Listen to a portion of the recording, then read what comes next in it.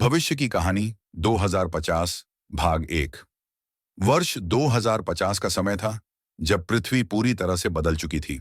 तकनीकी प्रगति ने मानव जीवन को पूरी तरह से नया रूप दे दिया था। दुनिया कभी खतरनाक युद्धों, गरीबी और पर्यावरणीय संकटों से जूझ रही थी। अब वह एक समृद्ध और समावेशी समाज बन चुकी थी। आधुनिक विज्ञान और प्रौद्योगिकी ने न केवल इंसान के जीवन को आसान बनाया, बल्कि उसने उन्हें नए नए आयाम भी दिए थे। सोलर पावर, हाइड्रोजन ऊर्जा और कृत्रिम बुद्धिमत्ता का इस्तेमाल हर जगह था। स्मार्ट सिटीज का निर्माण हो चुका था, जहां सभी चीजें एक दूसरे से जुड़ी हुई थीं और हर व्यक्ति को सुविधाएं मिलने लगी थीं। कृषि में भी अभूतपूर्व बदलाव आ चुके थे। अब खेतों में ड्रोन और रोबोट काम करते थे और फसलें बिना किसी रासायनिक खाद के सिर्फ जैविक तरीकों से उगाई जाती थीं। इससे न केवल पर्यावरण की रक्षा हुई, बल्कि खाद्य उत्पादन भी काफी बढ़ चुका था। लेकिन इस नई दुनिया में कुछ बदलाव ऐसे भी थे जिन्हें देखकर मन में सवाल उठते थे। क्या यह भविष्य पूरी तरह से आदर्श है, या कहीं ना कहीं हमें कुछ खो भी रहे हैं? यह कहानी उस बदलाव की शुरुआत को दिखाती है जब एक युवा वैज्ञानिक, रवि, एक नए प्रयोग पर काम कर रहा था जो पूरी दुनिया को प्रभावित कर सकता था। रवि एक उभरते हुए वैज्ञानिक थे जो 2050 के इस डिजिटल और तकनीकी युग में एक नई दिशा देने के लिए समर्पित थे। उन्होंने अपने जीवन का उद्देश्य तय किया था, ऐसी तकनीक का निर्माण करना जो मानवता की मदद करे, लेकिन इसके साथ ही पर्यावरण पर किसी भी तरह का बुरा असर न हो। उनका मानना था कि विकास के साथ साथ प्रकृति का संतुलन बनाए रखना भी उतना ही महत्वपूर्ण है। रवि की टीम ने एक नया प्रोजेक्ट शुरू किया था जिसका नाम था इकोलिंक। यह प्रोजेक्ट धरती के प्राकृतिक संसाधनों के साथ मानव के विकास को जोड़ने का था। उनका उद्देश्य था एक ऐसी प्रणाली तैयार करना जो न केवल स्मार्ट सिटीज के लिए ऊर्जा पैदा करे, बल्कि पानी, हवा और मिट्टी की गुणवत्ता को भी बरकरार रखे। हालांकि इस प्रोजेक्ट की सफलता के लिए बहुत मेहनत और शोध की आवश्यकता थी, और रवि को पता था कि यह इतना आसान नहीं होगा। उनके सामने सबसे बड़ी चुनौती थी, कैसे एक ऐसी तकनीक विकसित की जाए जो पृथ्वी के संसाधनों का संरक्षण करते हुए अधिकतम ऊर्जा उत्पन्न कर सके। रवि और उनकी टीम दिन रात इस पर काम कर रहे थे, लेकिन जैसे जैसे वे आगे बढ़ रहे थे, उन्हें एक बड़ी समस्या का सामना करना पड़ा। कुछ लोग और कंपनियां थीं जो इस तकनीक को अपने फायदे के लिए मोड़ने की कोशिश कर रहे थे। वे चाहते थे कि इस प्रोजेक्ट का इस्तेमाल केवल पैसे की कमाई के लिए किया जाए, न कि धरती के भले के लिए। रवि को यह समझ में आ गया कि सिर्फ तकनीकी सफलता ही नहीं, बल्कि समाज को इस तकनीक के सही इस्तेमाल के प्रति जागरूक करना भी जरूरी था। वे जानते थे कि इस संघर्ष को जीतने के लिए उन्हें और उनके सहयोगियों को एकजुट होना होगा। लेकिन क्या रवि इस चुनौती का सामना कर पाएंगे? क्या उनका प्रोजेक्ट सफल होगा, या फिर ताकतवर लोग इसे अपनी इच्छाओं के हिसाब से मोड़ देंगे? यह सवाल उनके दिमाग में हर समय घूमता रहता था। रवि और उनकी टीम ने इकोलिंक प्रोजेक्ट पर काम करते हुए कई महीनों तक कई चुनौतियों का सामना किया, लेकिन अब वे एक अहम मोड़ पर थे। उनकी प्रणाली का पहला परीक्षण सफल हो चुका था। यह प्रणाली ऊर्जा उत्पन्न करने के साथ साथ वातावरण को भी शुद्ध कर रही थी और साथ ही पानी की कमी को भी दूर कर रही थी। लेकिन सफलता की यह खुशी बहुत समय तक नहीं टिक पाई। जैसे ही रवि ने अपनी टीम के साथ यह नई प्रणाली दुनिया के सामने प्रस्तुत की, कुछ बड़ी कंपनियां और सरकारें इसे लेकर चिंतित हो गईं। उन्हें डर था कि अगर यह प्रणाली पूरी दुनिया में लागू हो गई तो उनकी पारंपरिक ऊर्जा कंपनियों और प्रदूषण आधारित उद्योगों का क्या होगा। रवि को पता था कि उन्हें एक बड़ी लड़ाई लड़नी पड़ेगी। उनकी टीम ने इस तकनीक को सुरक्षा और पर्यावरण के हित में उपयोग करने के लिए एक विस्तृत योजना बनाई थी, लेकिन अब उन्हें इसे स्थापित करने के लिए भारी विरोध का सामना करना पड़ा। सरकारों और कारपोरेट जगत ने रवि और उनकी टीम को दबाने के लिए कई रणनीतियां अपनानी शुरू कर दी। उन पर आरोप लगाया गया कि उनका प्रोजेक्ट असुरक्षित है और इसके लागू होने से दुनिया भर में आर्थिक अस्थिरता आ सकती है। यह सब रवि के लिए एक बड़ा झटका था, क्योंकि उन्होंने कभी नहीं सोचा था कि उनकी खोज को इस तरह से विवादित किया जाएगा। रवि के लिए यह समय कठिन था, लेकिन उन्होंने हार नहीं मानी। वे जानते थे कि यह लड़ाई आसान नहीं होगी, लेकिन यह भी जानते थे कि अगर वे अपनी खोज से पीछे हट गए तो दुनिया को एक सुनहरा मौका खो देना होगा। इसी दौरान रवि ने एक नया रास्ता खोजा।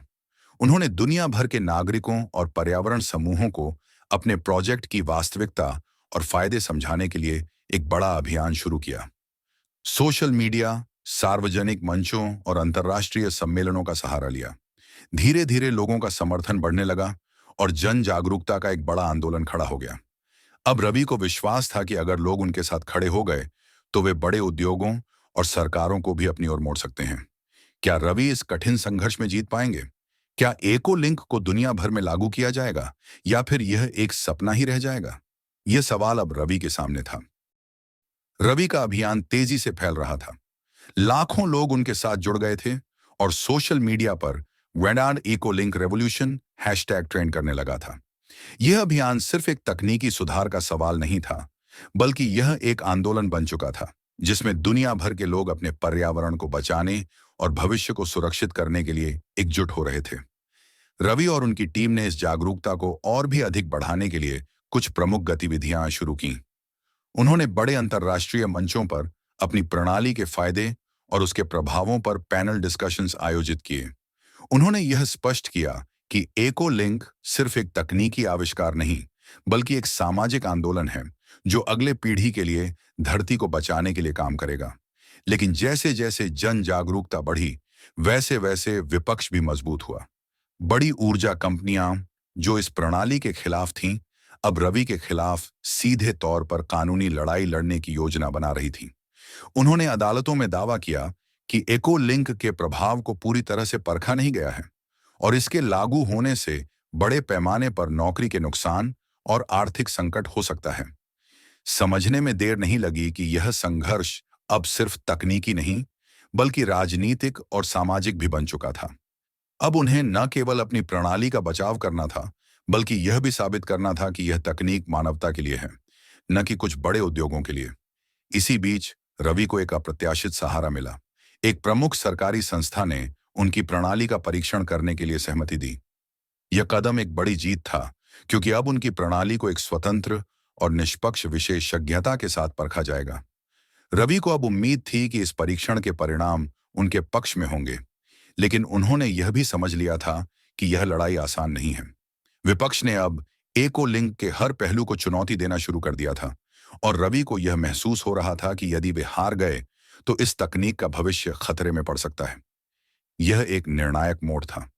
रवि को अपनी टीम के साथ पूरी ताकत से काम करना था और दुनिया को यह समझाना था कि उनका प्रयास न केवल तकनीकी सफलता के लिए, बल्कि एक बेहतर और सुरक्षित भविष्य के लिए है। क्या रवि और उनकी टीम इस मुकाम पर सफलता हासिल कर पाएंगे? क्या उनका सपना सच होगा या फिर दुनिया उन ताकतों के प्रभाव में आ जाएगी जो केवल अपनी जेब भरने में विश्वास करती हैं? यह सवाल अब पूरी दुनिया के सामने था। रवि के लिए समय का दबाव बढ़ता जा रहा था। एको लिंक का परीक्षण सरकारी संस्था द्वारा शुरू हो चुका था और रवि की टीम ने इसके परिणामों को लेकर कड़ी मेहनत की थी। परीक्षण के दौरान तकनीक ने जो परिणाम दिखाए, वे उम्मीद से कहीं बेहतर थे। ऊर्जा उत्पादन के साथ साथ पर्यावरणीय स्थिति में भी सकारात्मक बदलाव आए थे। पानी की गुणवत्ता में सुधार हुआ और प्रदूषण स्तर में गिरावट आई। लेकिन विपक्ष की ताकतें अब भी सक्रिय थीं। वे सार्वजनिक रूप से इस तकनीक के विरोध में अपनी रणनीतियां तेज कर रहे थे। बड़ी कंपनियों और कुछ सरकारों ने इसे अपनी आर्थिक स्थिति के लिए खतरा मानते हुए कड़े कदम उठाए। उन लोगों ने अब मीडिया का सहारा लिया और रवि के खिलाफ तरह तरह के आरोप लगाने शुरू कर दिए। उनका कहना था कि एको लिंक एक ऐसी तकनीक है जिसे पूरी तरह से समझे बिना लागू किया जा रहा है और इसके दूरगामी प्रभावों को नजरअंदाज किया जा रहा है। रवि ने कभी भी हार मानने का विचार नहीं किया। उन्होंने इसे एक अवसर के रूप में देखा जिससे वे और भी अधिक लोगों तक अपनी बात पहुंचा सकते थे। रवि ने जन जागरूकता बढ़ाने के लिए एक बड़ा अभियान शुरू किया। उन्होंने अब सीधे आम जनता से संवाद करना शुरू किया।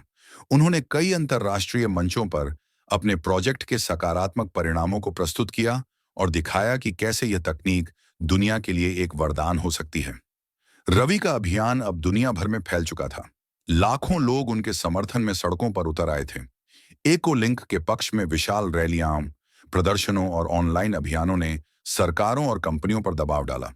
अब यह स्पष्ट हो चुका था कि यह संघर्ष केवल कुछ कंपनियों का नहीं, बल्कि पूरी मानवता का था।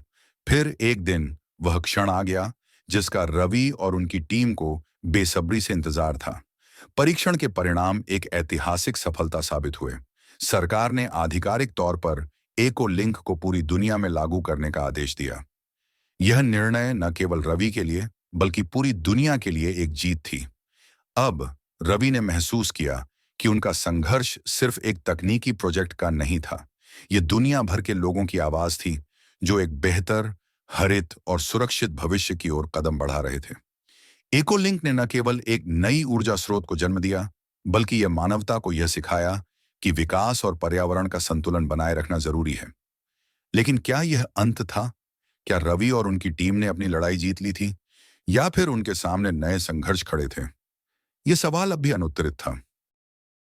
रवि और उनकी टीम ने जब इकोलिंक को दुनिया भर में लागू होते देखा, तो उनका मन गर्व से भरा हुआ था। यह सफलता उनकी कड़ी मेहनत और संघर्ष का परिणाम थी। सरकारी मंजूरी के बाद दुनिया भर के विभिन्न देशों ने इस तकनीक को अपनाना शुरू कर दिया था। स्मार्ट सिटीज में ऊर्जा संकट को हल किया गया, पर्यावरणीय स्थिति में सुधार हुआ और जलवायु परिवर्तन की दिशा में एक बड़ा कदम उठाया गया। लेकिन सफलता के साथ साथ रवि को यह भी महसूस हुआ कि यह शुरुआत थी और उनकी यात्रा अभी खत्म नहीं हुई थी। इकोलिंक का असर अब सिर्फ पर्यावरण तक सीमित नहीं था, यह लोगों के जीवन के हर पहलू को प्रभावित कर रहा था। रोजगार, सामाजिक ढांचा और राजनीति। अब उनके सामने एक नई चुनौती थी, तकनीक का सही और संतुलित तरीके से उपयोग सुनिश्चित करना। सभी देश इस तकनीक को अपनाने में सक्षम नहीं थे। कुछ देशों में इस बदलाव को लागू करने में कठिनाइयां आ रही थीं। सरकारों और संस्थाओं के बीच नीति निर्माण की प्रक्रिया जटिल हो गई थी। रवि और उनकी टीम को यह सुनिश्चित करना था कि इकोलिंक का लाभ सभी देशों और समुदायों को समान रूप से मिले। रवि अब महसूस करने लगे थे कि उनका काम सिर्फ एक तकनीकी आविष्कार बनाने का नहीं, बल्कि यह दुनिया भर में एक नए प्रकार की सोच और बदलाव को जन्म देने का था। उन्होंने न केवल विज्ञान और प्रौद्योगिकी को, बल्कि मानवता की भलाई को भी अपने उद्देश्य के रूप में लिया। अब रवि के सामने एक नया सवाल था, क्या यह बदलाव स्थायी होगा? क्या दुनिया के विभिन्न हिस्सों में इसे समान रूप से अपनाया जाएगा, या फिर कुछ लोग इसे अपनी निजी शक्ति और लाभ के लिए नियंत्रित कर लेंगे? रवि और उनकी टीम अब यह सुनिश्चित करने के लिए पूरी तरह से तैयार थे कि इकोलिंक का उद्देश्य कभी भी भटका न जाए और यह मानवता के लिए सच्चे बदलाव का प्रतीक बने। यह कहानी सिर्फ एक तकनीकी क्रांति की नहीं थी, बल्कि यह थी उस संघर्ष की जो बदलाव की राह में आने वाली कठिनाइयों को पार करने के लिए जरूरी थी। रवि और उनकी टीम के लिए यह अंत नहीं था, बल्कि एक नए अध्याय की शुरुआत थी। एक ऐसा अध्याय जो पूरी दुनिया को एक बेहतर भविष्य की ओर ले जाएगा। जैसे जैसे समय बीतता गया, इकोलिंक तकनीक का असर और गहरा होता गया। दुनिया भर में ऊर्जा संकट समाप्त होने लगा था और पर्यावरणीय सुधार स्पष्ट दिखने लगे थे। जलवायु परिवर्तन के प्रभावों में कमी आई और प्राकृतिक संसाधनों का संरक्षण भी बेहतर हुआ। लेकिन रवि जानते थे कि यह सब स्थायी और सामूहिक प्रयासों के बिना संभव नहीं था। उन्होंने देखा कि हर देश और समुदाय ने इस तकनीक को अपने तरीके से अपनाया था, कुछ अच्छे परिणामों के साथ और कुछ चुनौतियों के साथ।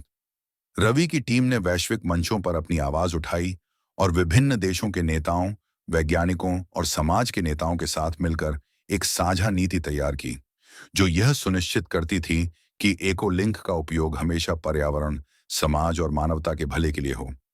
उन्हें यह एहसास हुआ कि सफलता का असली पैमाना केवल तकनीकी प्रगति पर नहीं, बल्कि यह था कि कैसे यह प्रगति पूरी दुनिया में समान रूप से वितरित और उपयोग की जाती है।